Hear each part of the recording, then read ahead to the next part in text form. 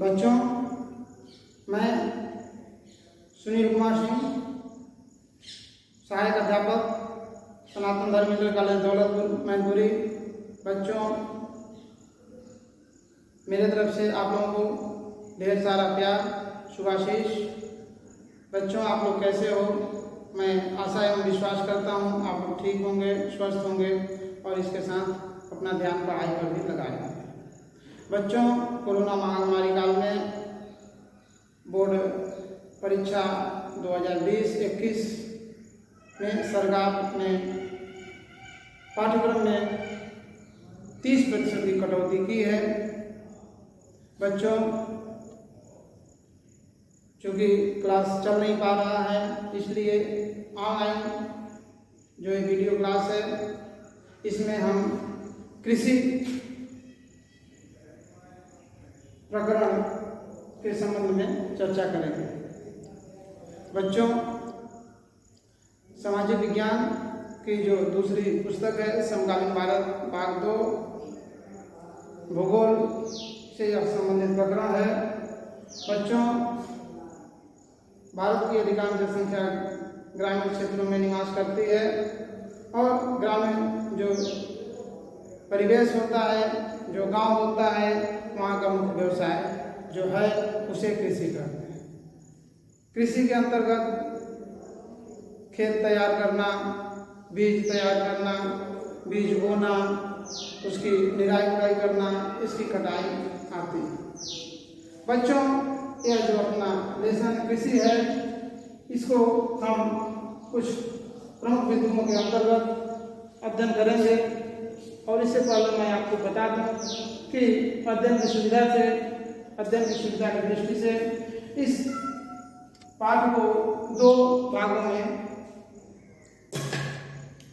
विभक्त करेंगे, 2 पार्ट बनाएंगे। एक में पहले जो होगा उसमें कृषि एवं उसके प्रकार, साथ ही सस्य प्रारूप और कुछ प्रमुख फसलों के बारे में चर्चा होगी। यह पार्ट 1 होगा। दूसरा जो वीडियो बनेगा उसमें कृषि की प्रमुख समस्याएं, संस्थागत एवं प्रौद्योगिकी सुधार, कृषि का अर्थव्यवस्था में योगदान, इससे संबंधित एक दूसरा वीडियो बनेगा। तो जो पहला वीडियो है इसमें आप देखेंगे कृषि के संबंध में। बच्चों, कृषि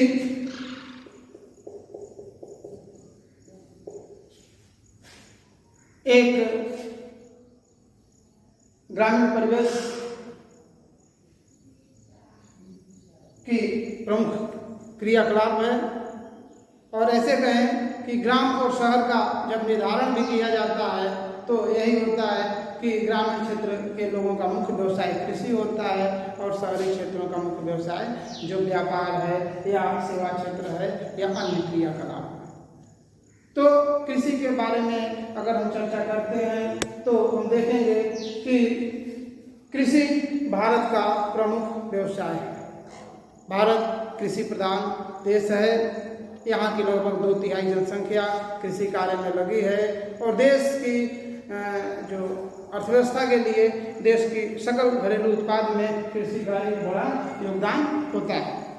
बच्चों, कृषि से हमारे लिए न केवल खाद्यान्न बल्कि अनेक उद्योगों के लिए कच्चा माल भी प्राप्त होता है। कृषि न हमारे लिए सिर्फ खाद्यान्न, क्योंकि खाना मनुष्य की मूल आवश्यकता है। तो खाने के लिए जो भी प्रोडक्ट तैयार होता है, चाहे अन्न हो या फल हो या सब्जियां हो या दाल हो या तेल हो, यह सब कृषि पर ही आधारित है। तो कृषि से खाद्यान्न या खाने की सामग्री प्राप्त होती ही है। इसके अतिरिक्त अन्य उद्योगों जैसे सूती वस्त्र उद्योग के लिए कपास से सूत, उससे धागे तैयार होते हैं। ठीक इसी तरह रेशम उद्योग के लिए रेशम के कीड़ों को पाला जाता है, वो भी कृषि के अंतर्गत आता है, उससे रेशम तैयार किया जाता है। बच्चों, अब आगे बात करते हैं कृषि के प्रकार। कृषि के प्रकार सामान्यतः कृषि के जो प्रकार हैं, यह जिस एरिया में कृषि होती है वहाँ के भौतिक पर्यावरण, प्रौद्योगिकी और वहाँ की सामाजिक सांस्कृतिक रीति रिवाज पर निर्भर करता है। मोटे तौर पे जो अपने सिलेबस में है वहाँ कृषि के 3 प्रकारों के बारे में बात की गई है। ऐसे कृषि के अनेकों प्रकार हैं, तो जो 3 कृषि के जो प्रकार हैं जो अपने सिलेबस में है, उनमें जो पहला है वह आजीविका निर्वाह कृषि। दूसरा जो है वह है गहन कृषि, और तीसरा जो है वह है वाणिज्यिक कृषि। आजीविका निर्वाह कृषि, गहन कृषि और वाणिज्यिक कृषि। बच्चों, ये जो कृषि के प्रकार हैं इनके नाम से ही इनका उद्देश्य क्लियर होता है। आजीविका निर्वाह कृषि मतलब कि किसी तरह जीवन को बनाए रखा जा सकता है, ऐसी कृषि जिससे हम अपनी सिर्फ खाद्यान्न आवश्यकताओं की पूर्ति कर सकें। मतलब ऐसी कृषि जो जीविका के लिए जरूरी है, यानी कि सिर्फ उससे जीविका का पालन ही किया जा सकता है। ऐसी कृषि यह कृषि का परंपरागत तरीका है, आदिम कृषि है। इसमें कृषि के हल, जो कृषि लकड़ी के हल होता है उसका प्रयोग किया जाता है। खुदाई के लिए डाउ जैसे कुछ उपकरणों का प्रयोग किया जाता है, और छोटे क्षेत्र पे यह कृषि होती है। सामान्यतः यह कर्तन दहन प्रणाली वाली कृषि है। इसमें किसान जो जनजाति लोग होते हैं वह जंगल के एक भाग को साफ करते हैं, उस पर कुछ जुताई करते हैं, फिर उस पर बीज बो देते हैं। जब बीज तैयार हो जाता है तो उससे अपनी आवश्यकताएं पूरी करते हैं, और जब तक उस जमीन पर खेती करते हैं जब तक वह अनुपजाऊ न हो, यानी फसल जब तक उस पर उगता है। जब वह धीरे धीरे अनुपजाऊ हो जाता है तो दूसरे जगह पे उसको साफ करके दूसरे जगह पे स्थानांतरित हो जाते हैं, फिर वहाँ के जंगल को साफ करते हैं, फिर वहाँ पे खेती करते हैं। बच्चों, इसमें सामान्यतः पूर्वोत्तर राज्यों में जो खेती होती है इसे झूम की कृषि के नाम से जानते हैं। झूम की कृषि, इसे छत्तीसगढ़ के बस्तर जिले में दीपा के नाम से भी जाना जाता है। बच्चों, ये जो गहन कृषि है, गहन कृषि यह सामान्यतः अब भारत में होता है। भारत के जो सामान्य जो मैदानी भाग हैं वहाँ पे गहन कृषि होता है। गहन कृषि के अंतर्गत कम क्षेत्र पे, यानी एक ही जमीन पे अधिक से अधिक फसल उगाया जाता है, फसलों का अधिक से अधिक उत्पादन किया जाता है। कारण क्या है बच्चों? इसके पीछे कारण है कि हमारी जनसंख्या बढ़ती जा रही है। बढ़ती जनसंख्या की पूर्ति के लिए हमें अधिक खाद्यान्न चाहिए, किंतु हमारा जो भूमि क्षेत्र है वह घट रहा है, क्योंकि जो कृषि भूमि है उस पर इंडस्ट्री लग रही हैं, उस पर यातायात के लिए सड़क और रेलवे का विकास हो रहा है, अन्य दूसरे गैर कृषि कार्यों में भूमि लग रही है, तो भूमि का जो कृषि का भूमि है वह कम हो रहा है, वह संकुचित हो रहा है। और उसके लिए जरूरी है कि कम जो क्षेत्र उपलब्ध है उस क्षेत्र में अधिक से अधिक पैदा किया जाए, अधिक से अधिक फसल उगाया जाए, ताकि सभी को जो खाद्यान्न संबंधी आवश्यकताएं हैं वह पूरा किया जा सके। बच्चों, जो अगला कृषि का प्रकार है वह वाणिज्यिक कृषि। वाणिज्यिक कृषि या इसे व्यापारिक कृषि भी कहते हैं। बागायती कृषि या बागवानी भी इसी में एक वाणिज्यिक कृषि में ही आएगा। इसका मतलब है कि बाजार को, यानी व्यापार को, लाभ को जब ध्यान में रखकर कृषि किया जाता है तो उसे कहते हैं वाणिज्यिक कृषि। जब व्यापार को ध्यान में रखते हुए कृषि किया जाता है तो उसे कहते हैं वाणिज्यिक कृषि। वाणिज्यिक कृषि के अंतर्गत एक विस्तृत क्षेत्र में एक ही तरह के फसल उगाए जाते हैं और सामान्यतः बाजार में जिस फसल की कीमत अधिक होती है उस फसल को उगाने पर बल दिया जाता है। बच्चों, जैसे पंजाब में गेहूं की जो कृषि होती है वह व्यापारिक कृषि। अपने पूर्वी उत्तर देश में जो जिनके पास जो छोटे किसान हैं उस छोटे जमीन में वह नाना प्रकार की फसलें उगा देते हैं। जैसे जब फसल रबी की बात आती है तो उसमें गेहूं भी बो लेंगे, जौ भी बो लेंगे, थोड़ी चना भी बो लेंगे, थोड़ी मसूर भी बो लेंगे, थोड़ी सरसों भी बो लेंगे। लेकिन पंजाब या राजस्थान के कुछ भागों में ऐसा नहीं है। अगर राजस्थान में या गुजरात में मूंगफली की खेती की जा रही है तो सिर्फ मूंगफली की वहाँ पे खेती की जाती है। पंजाब में अगर गेहूं की खेती की जा रही है तो गेहूं की खेती की जाएगी। तो कहने का मतलब व्यापारिक कृषि या वाणिज्यिक कृषि जो है इसमें एक ही जमीन के भाग पर व्यापक या विस्तृत क्षेत्र पे एक ही तरह के फसलें उगाई जाती है और इन फसलों का मुख्य उद्देश्य होता है बाजार में बेचना और अधिक लाभ प्राप्त करना। बच्चों, बात आगे आती है शस्य प्रारूप। शस्य प्रारूप, शस्य प्रारूप हम देखते हैं कि भारत में 3 प्रकार की ऋतुएं हैं। भारत में 3 प्रकार की ऋतुएं हैं।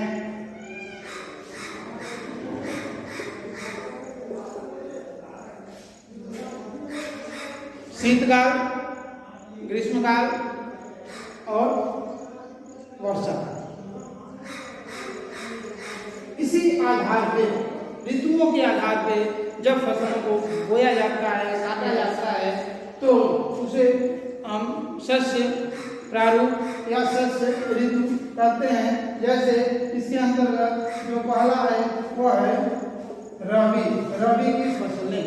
दूसरा जो है वह है खरीफ और तीसरा जो है वह है जायद। बच्चों, रबी की फसल शीतकाल की फसलें हैं, खरीफ की फसल सामान्यतः वर्षा काल की और जायद की फसलें ग्रीष्मकाल की फसलें। अगर एक एक करके देखा जाए तो ऐसे कहें कि रबी की फसल अक्टूबर नवंबर में बोई जाती है और मार्च अप्रैल में काट ली जाती है। इसको दूसरे रूप में भी कहा जा सकता है कि रबी की फसल शीतकाल के प्रारंभ में या वर्षा काल के अंत में बोई जाती है और शीतकाल के अंत में या ग्रीष्मकाल के प्रारंभ में काट ली जाती है। इन फसलों में गेहूं, चना, मसूर, मटर आदि प्रमुख है। बच्चों, खरीफ की बात की जाए तो खरीफ की फसलें ग्रीष्मकाल के अंत में बोकर वर्षा काल के अंत में या शीतकाल के प्रारंभ में इसको काट ली जाती है। इनमें चावल, ज्वार, बाजरा,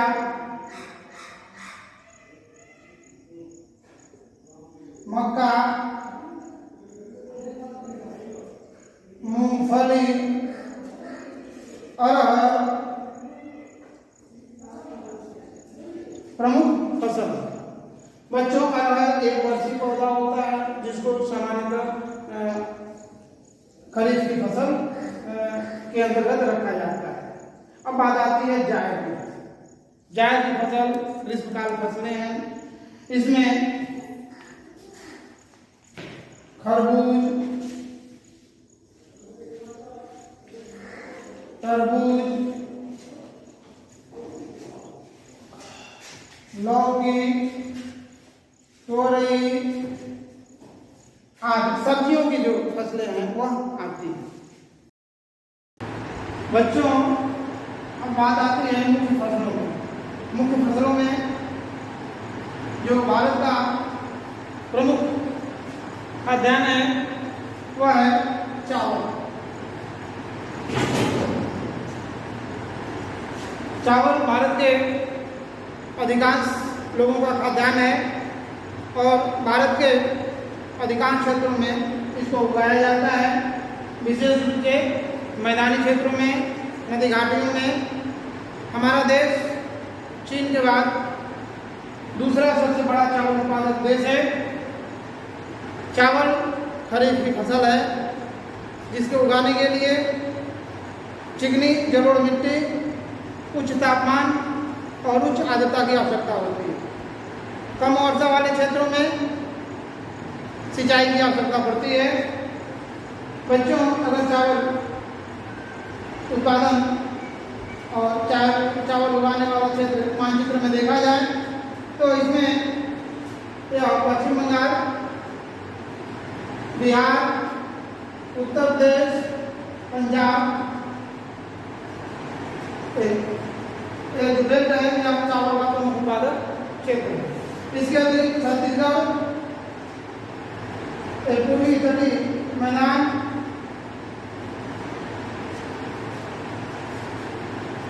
कृष्णा और गोदावरी की घाटियां, कावेरी की घाटी, इन भागों में चावल बड़े पैमाने पर उगाया जाता है। ध्यान रखें, मानचित्र में चावल उत्पादक क्षेत्रों के बारे में भी पूछा जा सकता है। इसके बाद आती है बात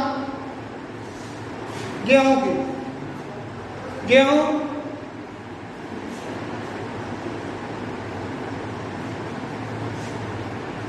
गेहूं रबी की फसल है और चावल या धान के बाद दूसरी सबसे महत्वपूर्ण खाद्यान्न है।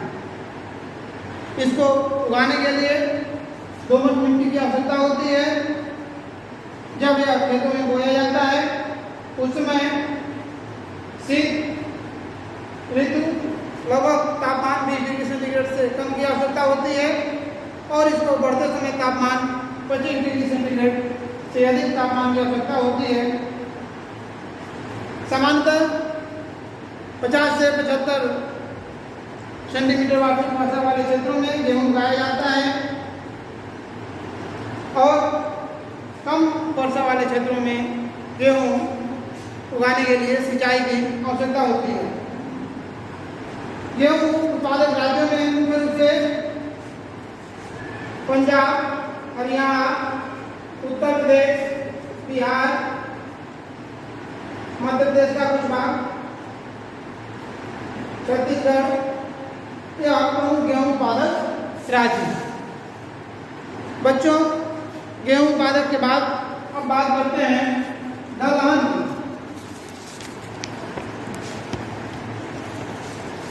दलहन वे फसलें जिनसे दाल का उत्पादन होता है, जिनसे हमें दाल प्राप्त होता है। भारत विश्व का सबसे बड़ा दलहन उत्पादक और उपभोक्ता देश है, अर्थात भारत में सबसे अधिक दालें उगाई जाती है और इसका उपभोग किया जाता है। बच्चों, दलहन की प्रमुख फसलों में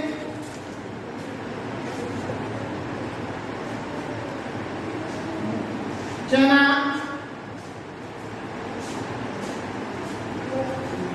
मूंग, उड़द, मसूर, अरहर आते हैं। अरहर, मसूर, उड़द, मूंग और चना। भारत में मध्य प्रदेश, गुजरात, राजस्थान यह प्रमुख दलहन उत्पादक राज्य है। पश्चिमी उत्तर प्रदेश में भी दलहन उगाया जाता है। बच्चों, जो दलहन की फसलें होती है यह सामान्यतः फलीदार होती है। अगर अरहर को छोड़ दिया जाए तो इनकी जो जड़ होती है वह कांटेदार होती है एक ऐसे जीवाणु पाए जाते हैं जो वायुमंडल से नाइट्रोजन ले सकता है। वायुमंडल से वह नाइट्रोजन लेकर भूमि की उर्वरा शक्ति को बनाए रखते हैं। बच्चों, अब आगे बात आती है गन्ना की। गन्ना भारत एक प्रमुख गन्ना उत्पादक देश है।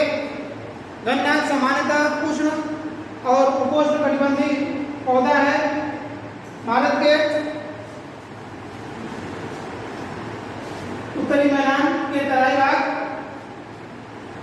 महाराष्ट्र, तमिलनाडु में गन्ना बड़े पैमाने पर उगाया जाता है। गन्ना एक श्रम साध्य फसल है जिसमें बड़े पैमाने पर श्रम की आवश्यकता होती है। गन्ने की रुपाई के लिए, इसकी गुड़ाई के लिए, गन्ना से पत्तों को अलग करने के लिए बड़े पैमाने पर श्रम की आवश्यकता होती है। तो भारत के उन क्षेत्रों में जहाँ श्रम बहुलता है वहाँ भी गन्ना उगाया जाता है। इसको सामान्यतः 21 से 27 डिग्री सेंटीग्रेड तापमान वाले क्षेत्रों में और 75 सेंटीमीटर वार्षिक वर्षा वाले क्षेत्रों में उगाया जाता है। कम वर्षा वाले क्षेत्रों में गन्ने की सिंचाई की आवश्यकता होती है। गन्ने में सिंचाई और गुड़ाई की बहुत आवश्यकता होती है। बच्चों, अब बात करते हैं पेय फसलों की। पेय फसलों में दो प्रमुख फसलें हैं जिनमें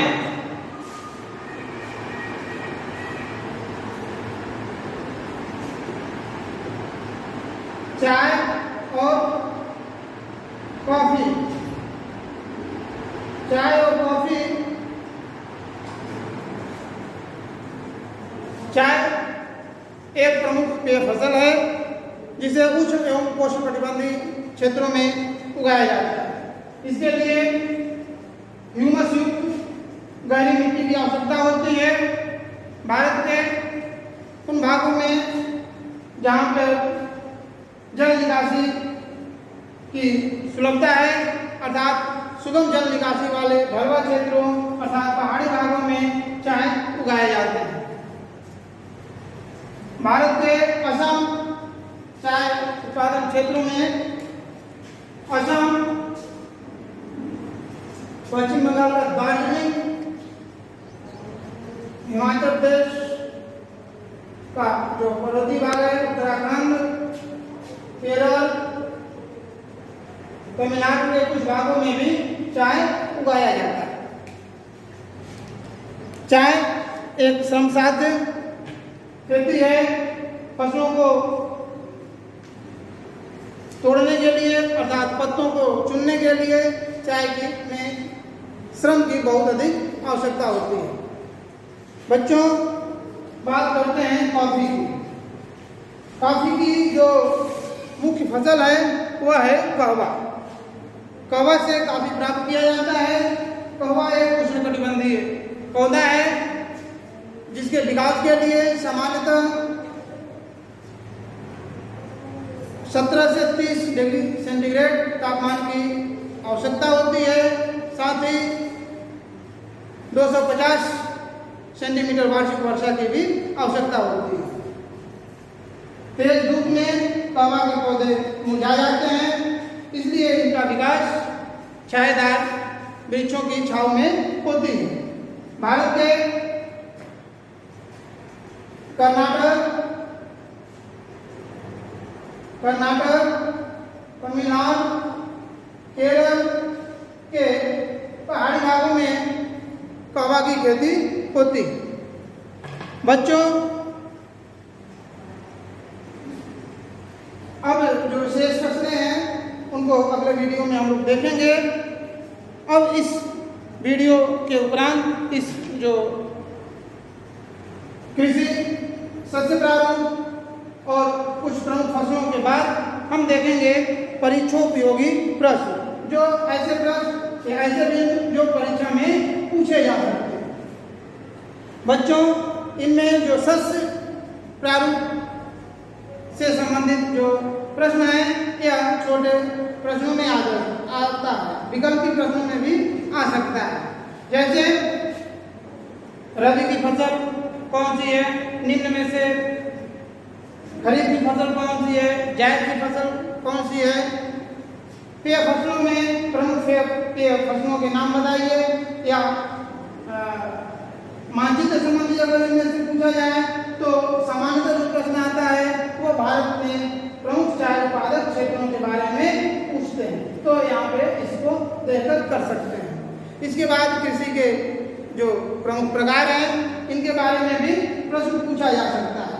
साथ ही जो चावल और गेहूं जो प्रमुख खाद्यान्न हैं इनके उत्पादन के लिए क्या भौगोलिक दशाएं हैं, क्या कौन कौन से इसके प्रमुख उत्पादक क्षेत्र हैं, इसके बारे में भी प्रश्न पूछ सकते हैं। बच्चों,